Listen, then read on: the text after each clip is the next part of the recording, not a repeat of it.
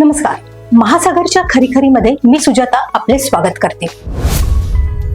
आपले सध्याचे निवडणूक आयुक्त ज्ञानेश कुमार आल्यानंतर निवडणूक आयोग थोडा मांझाळलेला आहे असे वाटते. त्यांच्या आधीचे निवडणूक आयुक्त अज्ञानेश राजीव कुमार नावाचे इसम होते. ज्ञानाशी त्यांचा फारसा संबंध नव्हता. लोकांच्या शंका कुशंकांचे निर्मूलन करण्याची त्यांची तयारी नव्हती. मौनम सर्वार्थ साधनम हा त्यांचा बाणा होता.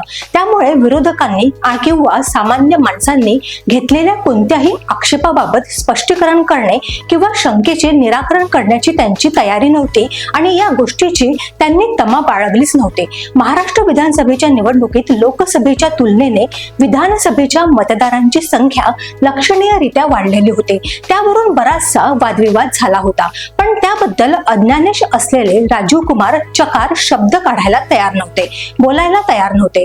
अखेर लोकसभेत विरोधी पक्षनेते राहुल गांधी यांनी आयोगाच्या कारभाराबाबत चांगलाच प्रकाश पाडला. महाराष्ट्राप्रमाणेच दिल्लीतही अनेक मतदारांची नावे गाळली गेली आणि नवे मतदार दाखल झाले.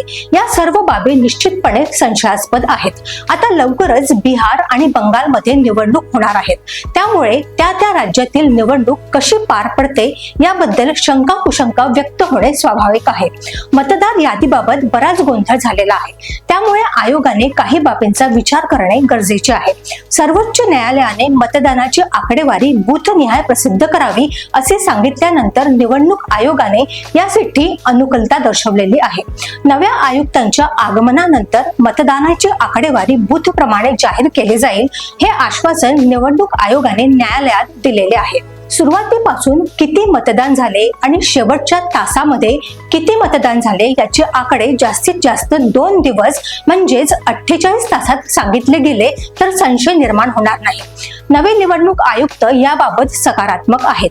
ही त्यातल्या त्यात चांगली बाब आहे.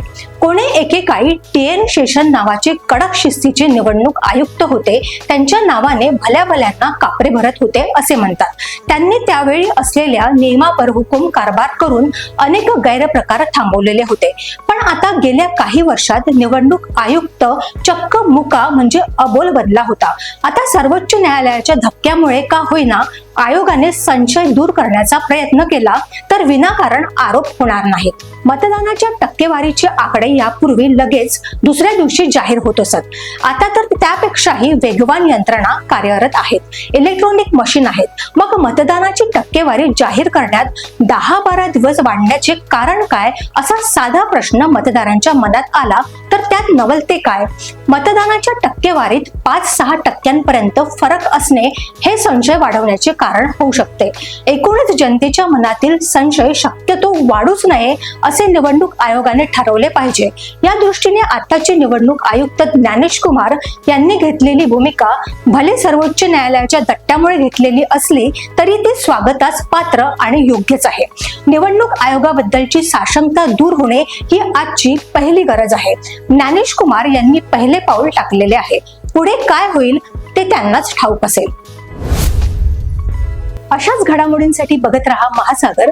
अजूनही तुम्ही आमच्या चॅनलला सबस्क्राईब केलं नसेल तर लगेच सबस्क्राईब करा, लाईक करा, शेअर करा आणि बघत रहा महासागर. नमस्कार.